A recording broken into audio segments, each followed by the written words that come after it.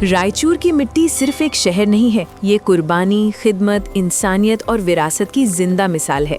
इसी मिट्टी ने एक ऐसे रहनुमा को जन्म दिया जिनका नाम था एम ईरन्ना।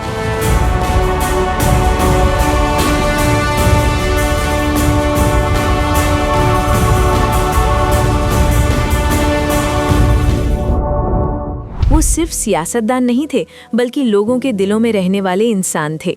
उनकी सोच मजहब, जात और तबकों से ऊपर थी।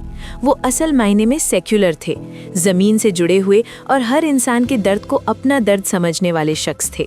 रायचूर में अगर कोई भी गरीब, मजलूम या परेशान इंसान होता था तो सबसे पहले जिस दरवाजे पर दस्तक देता था वो दरवाज़ा एम ईरन्ना का होता था। उन्होंने सियासत को कभी ताकत का जरिया नहीं बनाया, बल्कि उसे खिदमत और इंसाफ का जरिया बनाया। आज भी जब बुजुर्ग उनका जिक्र करते हैं तो उनकी आंखों में एहतराम नजर आता है और लोग फख्र से कहते हैं कि उन जैसा लीडर दोबारा पैदा नहीं हुआ।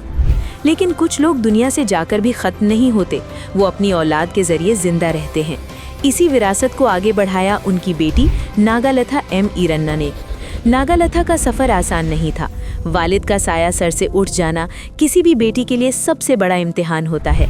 जब एम ईरन्ना इस दुनिया से रुखसत हुए तो सिर्फ एक बाप नहीं गया, बल्कि एक रहनुमा, एक हिम्मत और एक साया चला गया।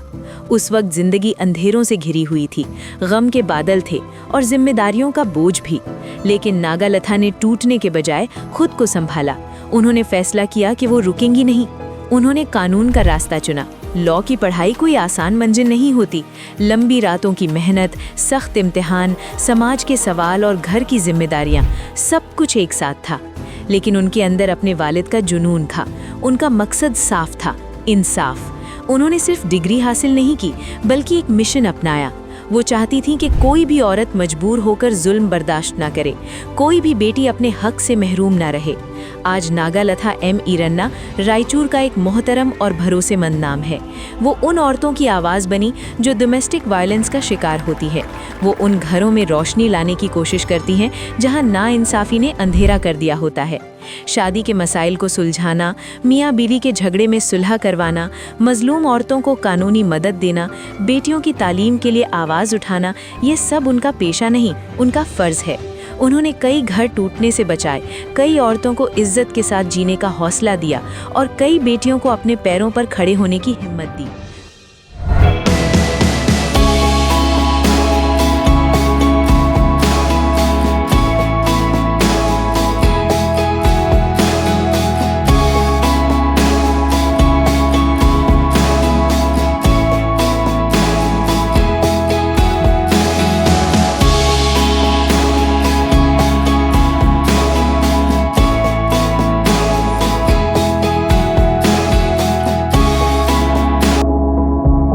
उनकी ज़िंदगी सिर्फ अदालत तक महदूद नहीं है। वो एक जिम्मेदार बेटी हैं जो अपने वालिद के अधूरे ख्वाब पूरे कर रही हैं। वो एक मोहब्बत करने वाली माँ है जो अपने बच्चों को बेहतरीन तालीम और संस्कार दे रही हैं। वो एक वफादार और समझदार बीवी हैं जिनके शौहर एम रवि प्रताप हर कदम पर उनका साथ देते रहे हैं। हर कामयाब औरत के पीछे एक कहानी होती है और इस कहानी में हिम्मत, सब्र और परिवार का साथ शामिल होता है।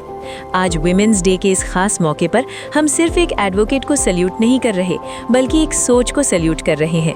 हम एक बेटी के हौसले को सलाम कर रहे हैं। हम एक विरासत को सलाम कर रहे हैं जो नाम से नहीं, किरदार से आगे बढ़ती है। नागालथा एम ईरन्ना ने ये साबित किया है कि अगर इरादे मजबूत हों तो मुश्किलें रास्ता नहीं रोक सकती।